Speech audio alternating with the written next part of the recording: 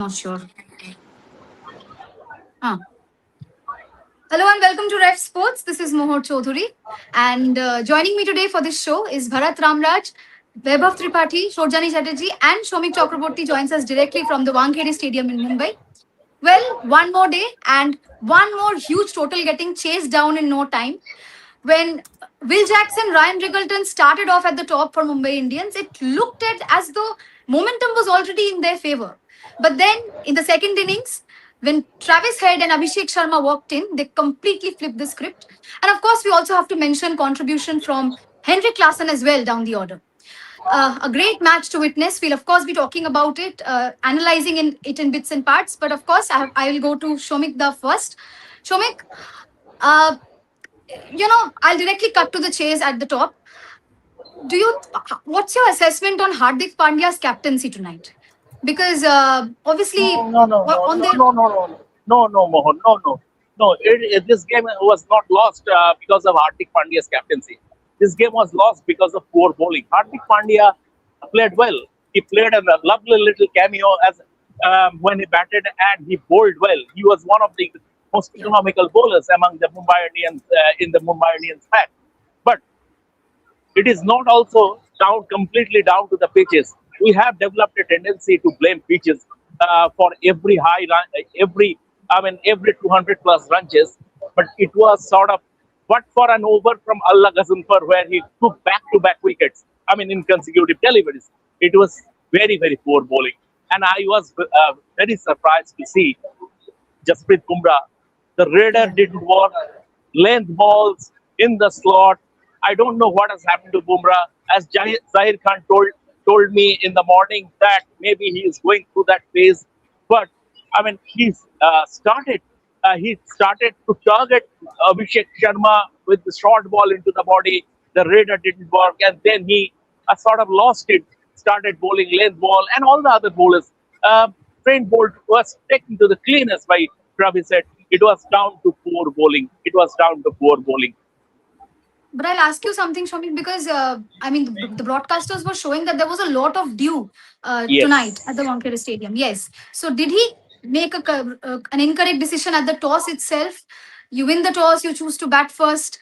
I mean, it's going to be difficult to, and considering the fact that SRH are a good chasing side, so was it the correct decision to bat first? Is my See, it's question. a double-edged sword.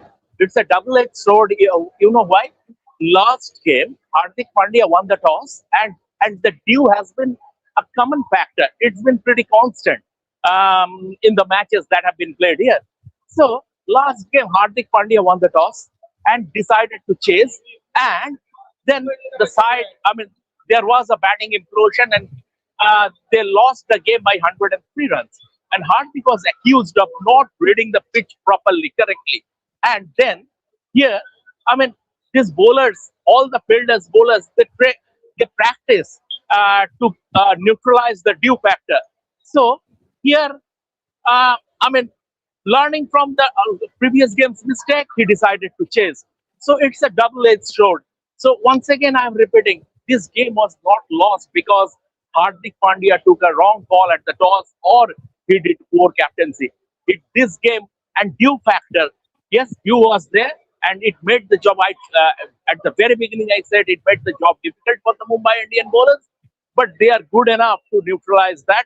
It was down to very poor bowling. Since you're talking about bowling, I would like to ask you directly about Mumbai Indians power play bowling. You could talk about Jasprit Bumrah or a Trent Bolt as well. He was brought into this game after quite a bit of time. He has not been in form this season, as we've seen. What is your assessment on the Bolt and Bumrah bowling partnership tonight? Yeah, too many boundary balls were bowled, Mohor. It was faint bowled. It's a class act. We all know that.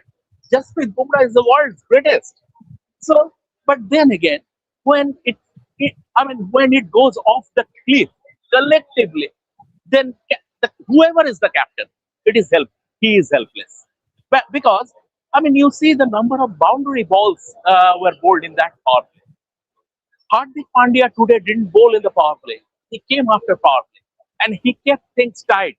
But too many boundary balls, and when your two most senior bowlers bowled that many boundary balls, Then 92 runs were scored at the power play, and obviously it was down to poor bowling and power play. I mean, Mumbai Indians sort of lost that game in that power play. Once that 92 runs were scored, Mumbai Indians scored 78 and SRH scored 92. And after that, it was SRH's game to lose. Yeah, and while we are on this, we have to talk about the pitch as well. I mean, this is a topic of discussion that has been going around quite a bit. We have been talking about it a lot, and that's about the lopsided nature of the pitches in favor of the batters. And today was no exception to that. Uh, if you would like to talk a little bit about the pitch that was offered today, because as far as I observed, there was no assistance for the bowlers at all. Does it augur well for T20 cricket in India? See, I mean, that has been the trend set. First of all, Wankhede pitch for the shortest format has always been like that. CSK game was an aberration. The ball gripped, the ball kept low a bit, and it became a bit sluggish as the match progressed. But overall, if you look at the World T20 World Cup semi-final, India scored 250 plus, and England almost chased it down. So, Wankhede pitch has been like that for the shortest format. Uh, whether it is good or bad for T20 cricket, yes, obviously, after a point, it will become monotonous. The fans, you can say that the fans are coming, turning up at the ground to watch fours and sixes being hit. But if the bowlers are being reduced to bowling machine, then it is very, very one dimensional. And cricket is a fair contest between bat and ball. How interesting was that LSG, LSG versus KKR game? 155 runs. KKR defended 155. At the other game, we saw Delhi Capitals were bowled out for 75, and we enjoyed such quality bowling. So give the bowlers a chance. I don't know this season. Wickets have already been made. Going ahead, what will happen? I asked Zahir whether the boundary should be pushed back by 10 years. Not many grounds have that opportunity, have that facility to push the boundary back by 10 years. But according to him, it is subjective. If there is an option that can be used, and if you have that leeway that you can push the boundary back by sort of 8, 9, 10 years, then it can be an option. Absolutely, you are absolutely correct. And with that, I'll let you go, Shamik, because you have to go as well. So thank you so much for joining us from Wankhede, and thank you once again. Thank you. Thank you, thank you. Okay, I'll go to Vaibhav next. I think his screen is frozen. Oh no. Okay. Of course, we are talking about Mumbai's plight, and they did not do well today, especially the bowling was really below par. But let's focus a little bit on the positives as well, and that is the change that they made in their opening combination. I think it was a good move, bringing in Will Jacks at the top. I mean, he's not really opened quite a bit, but he has done a little bit of opening in the past. And of course, Ryan Rickleton's performance as well, unbeaten century.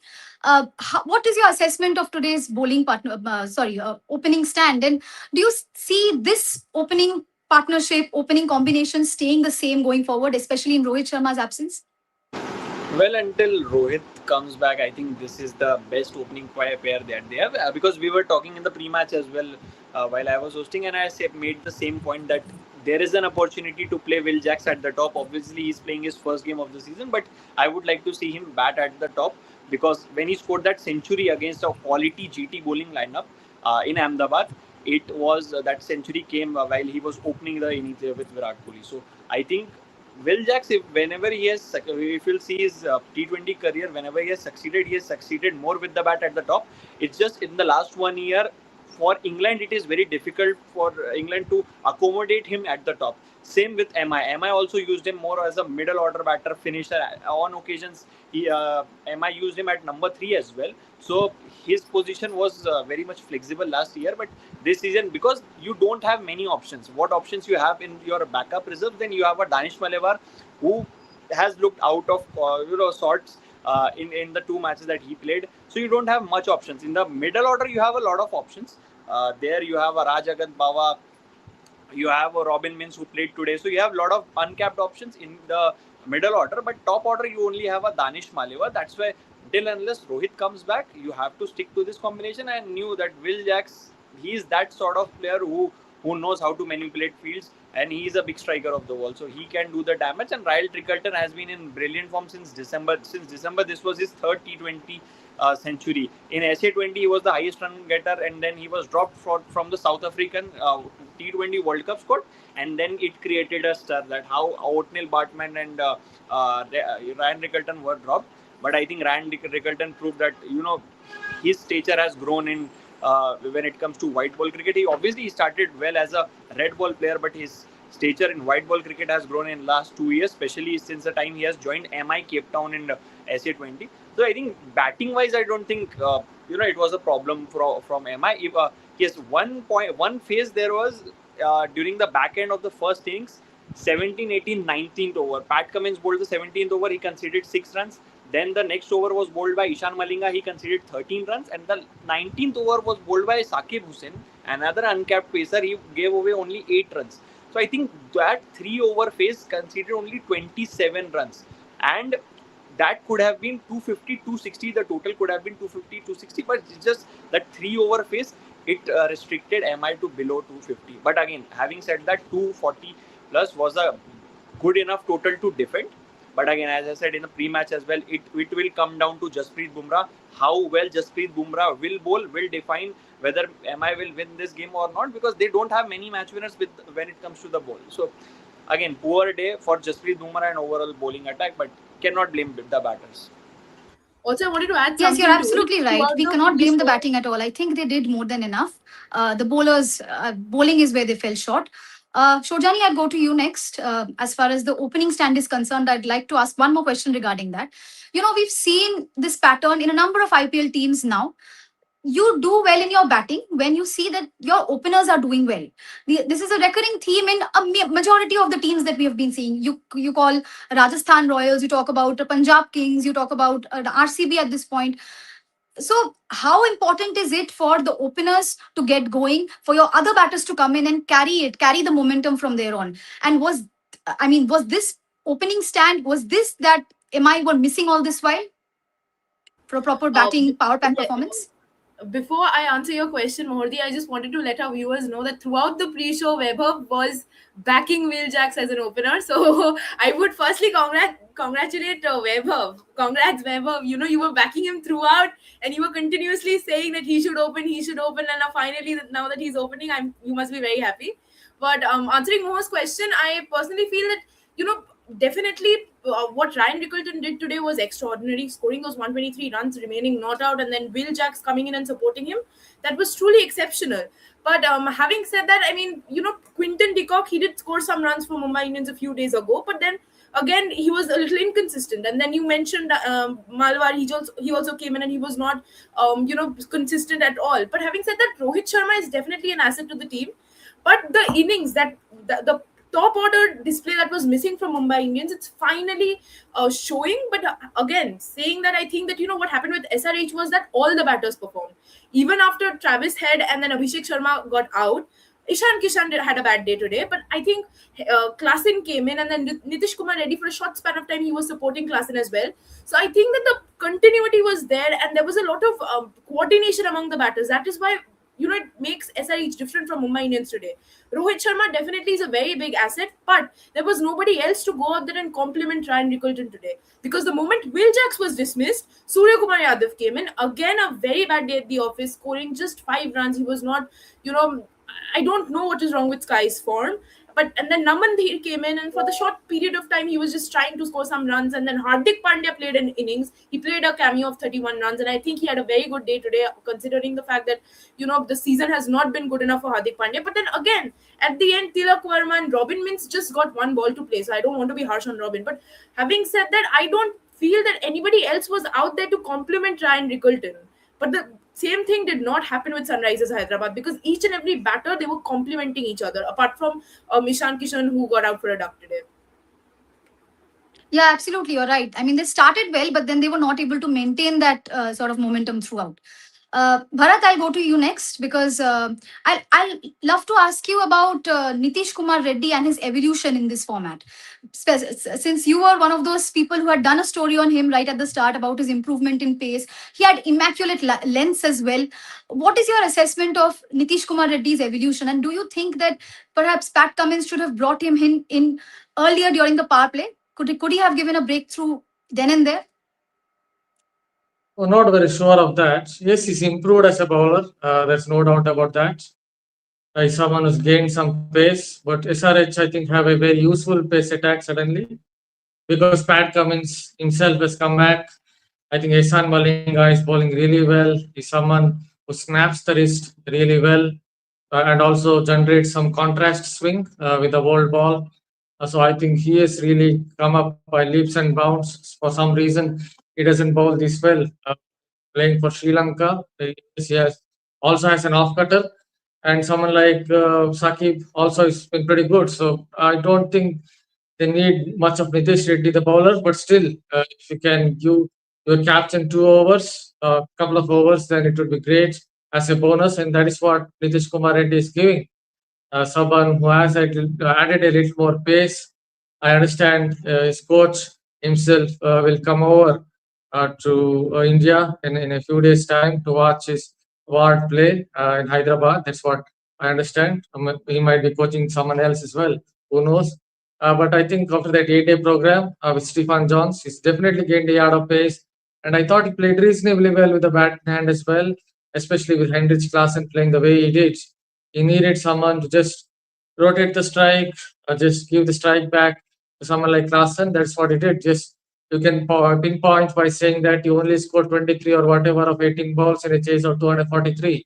But we have to see the partnership there. In that partnership, one player was, what can I say, playing a breezy innings. And when someone is playing a breezy innings, he needs that kind of supporting cast, and that's what Nitish Reddy did well. So credit to him for turning into an utility player, and that's what I think he has basically turned into in this IPL. Some useful contributions to the bat, and he's chipped in with a wicket or two here or there, and that's all you need with someone like Nitish Reddy on a long-term basis.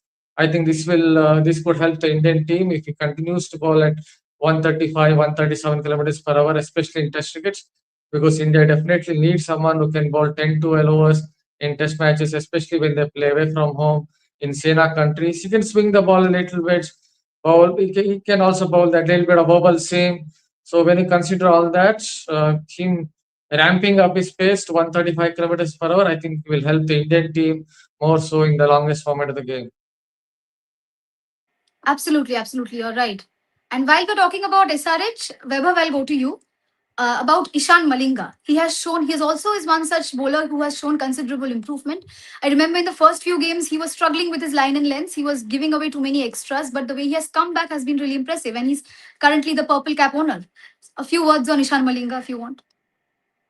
See, we were speaking about Ishan Malinga as well in the pre-match, and I asked, I think, one of the panel members only about Ishan Malinga and his growth, because Ishan by far has been the best bowler according to me in this SRH bowling attack. And if you'll see, he hasn't played a lot of international cricket more recently. Even if you look at the World Cup, he was not there. So the thing with Ishan Malinga is now he's understanding his game better. This is what I have observed about him.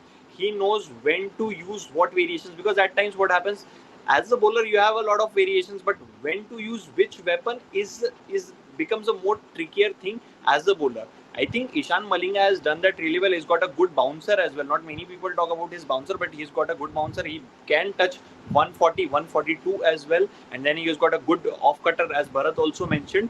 And he gets a bit of reverse as well. Because of his action, he gets a bit of reverse as well with the old ball. So overall, I think he was the pick of the all bowlers from both the sides. If you look at his figures, 1 for 29 of 4 overs. I mean, on that wicket, if you are bowling and getting the wicket of, obviously Suryakumar Yadav hasn't been in best form, but again, you cannot take the quality out of the player. So Suryakumar Yadav to get his wicket again to give only 29 runs. Obviously, Dew was not there at that moment, but still, quality spell, and doesn't matter whoever whatever people say about Ishan Malinga and how they will fit in, because there were a lot of questions that how you will fit in where you will fit in an Ishan Malinga. You will have to go with all Indian paces. Only Pat Cummins will play, but I think Ishan Malinga has cemented his place, and for good reasons.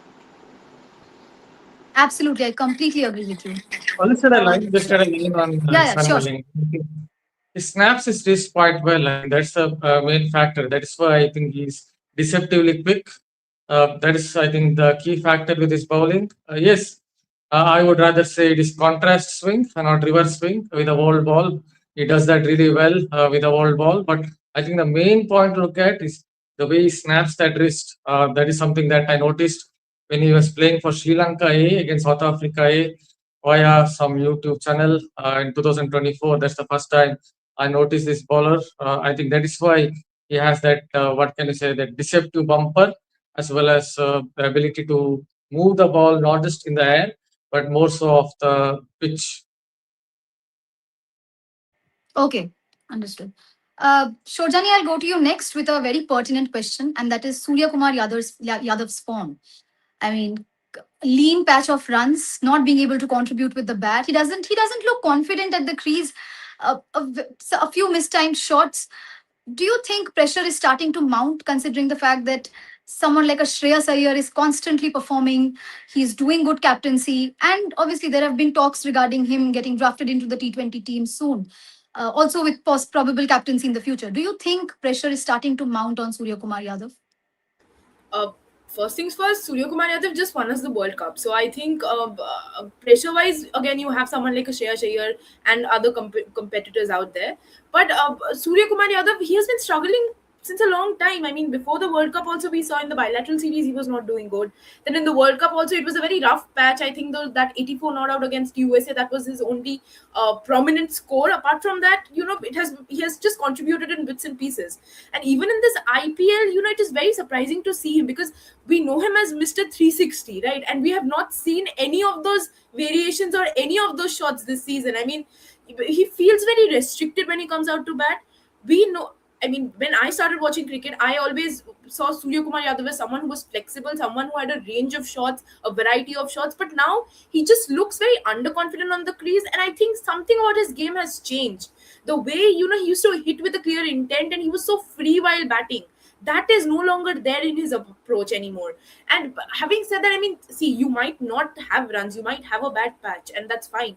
But after winning the World Cup, it has continued for long. And having said that, Surya Kumar Yadav only plays the T20 format. He's not there in the ODI team, he's not there in the test team. So it is very important for him to go out there and score runs, because the IPL, again, from a larger perspective, IPL also helps you to scout members for the Indian team. So he has to go out there and perform, because there are enough competitors out there. This IPL has been an evidence of so many batters coming in and scoring runs, and especially when pitches assist the batters. I mean, most of the pitches that we see this season are belters. All of the batters are going out there trying to score runs. It's fine, you might have a bad patch, but you have to recover from it. See, again, someone like a Jasprit Bumrah is also having a bad patch, but he's delivering for us in the main stage. The same thing is not happening for Surya Kumar Yadav. So I think that is a concern, and the pressure is definitely on him. And I think the pressure has been on him since a long time. Absolutely, you're correct. We'll next take a few questions from our viewers. They've asked us a number of questions, so we'll be taking a few of their questions. This one is, why MI is forcing Bumrah? He needs to stay away for a game at least. One game we need big boundaries or some changes in the rules. It's getting a six-sitting competition in every second match. Bharat, why don't you take this one? Because you've been talking about Bumrah. Yeah, Bumrah, obviously, I think he perhaps needs a rest. See, whatever I've seen of him in this IPL, he's become more of a, I don't want to say use this word, but he's become more of a slower ball specialist. That is what he's basically trying. Today, if you notice, out of the 6 deliveries that he bowled in the 16th or in his third over, he bowled 5 of them were slower ones. And in the final over that he bowled, 3 of them were slower ones. So, and even I think in the second over, I noticed 2 off-cutters from him. So that is basically 2 plus 5 plus 3, that's 10, at least 10 slower balls I noticed out of 24. That's like what our Jofra Archer tried in the T20 World Cup game against Nepal, when he tried some 16 off-cutters. And after that, I don't think leg cutters, I don't think he's bowled so many leg cutters again. I think he learned his lesson somewhere. But in this IPL, Bumrah has bowled a lot more slower ones than what you expect, especially in those conditions at the Wankhede, where it was not at all gripping. You only noted about the dew factor. With dew factor coming into play, if you try so many slower ones, then it wouldn't work. So that tells you maybe Bumrah is mentally not there, or perhaps he has a small niggle or two, and because of that, it's not getting much. So in that sense, I think he needs a little bit of rest. It feels that way. Obviously, Bumrah will know whether he needs some rest or not because he's very experienced. He would know his body well. But when someone who is known for forcing the batters into making mistakes, bowls 12 or 10 or 12 slower ones out of 24, especially in conditions where it's not gripping at all, then I think he needs to take a little bit of rest. Yes, obviously, when it comes to pitches or when it comes to conditions, it's for the governing body to look at it. Maybe they have to look at the kind of boundaries, the short boundaries, and also, as I have already noted many times, barring one game or two, the white kookaburra ball doesn't swing after 2 overs. It just doesn't swing at all. Only in two couple of games it did. And kind of bats they use, well pressed bats, the big bats, even a thick edge goes for a six. So that's not how, at least, obviously, I might sound like a dinosaur because I started watching in the 90s.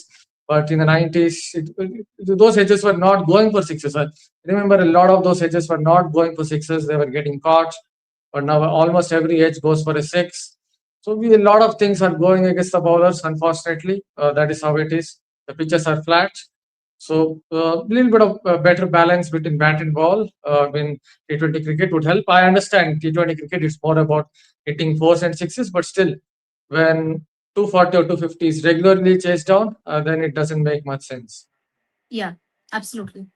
We'll move on to the next question. Okay, finally the monster Travis Head woke up today. All the best rest of the team. Shorjani, we were talking about this.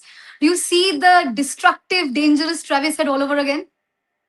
He's finally back, though. He's finally back, and I think it's a concern. It's a concern for India. I feel it's fine. After a month, it'll be over, and then he'll go back to Australia, and then he'll again start playing. But having said that, Travis Head today was exceptional. I mean, the way he was hitting. I remember when Bumrah came to bowl in, and he just hit Bumrah for a 99-meter six. That too straight from long off, if I'm not wrong.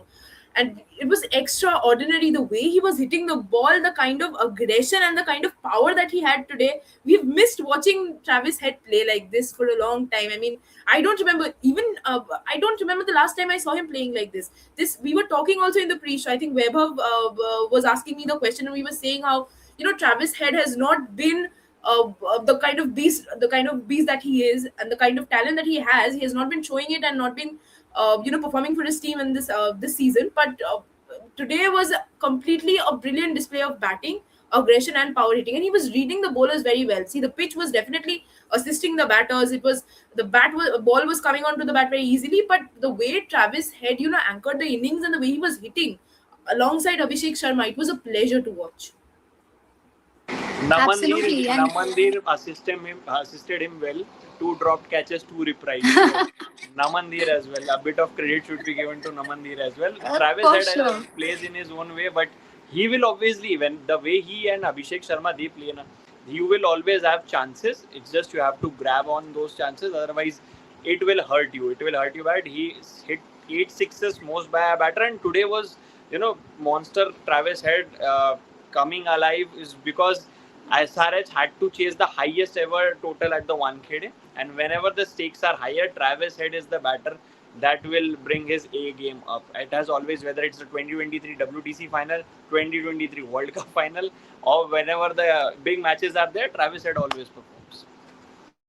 And he performs especially when it's India. So that's a bit of concern for us if he gets going. The next question is, this IPL season, it's a curse. Scoring 100, your 100 is useless until two batsmen play 10-15 ball at a strike rate of 300 to 250. Vaibhav? I mean, it's a See, pattern. ultimately, I know where you are coming from. Whether it's a Sai Sudarshan or Ryan Rickelton, obviously it hurts as a batter, but you have to understand that it's not on occasions, on days, one man brilliance is enough to take you past the finish line. But it is not always going to be the case. You need help from your teammates. That's why it's a team sport. not one individual player, set 11 players who play. And that is the thing. I think again, MI did everything right, whatever they could from their batting right from the toss. I think it was a good toss to win and bat first. It was a good total.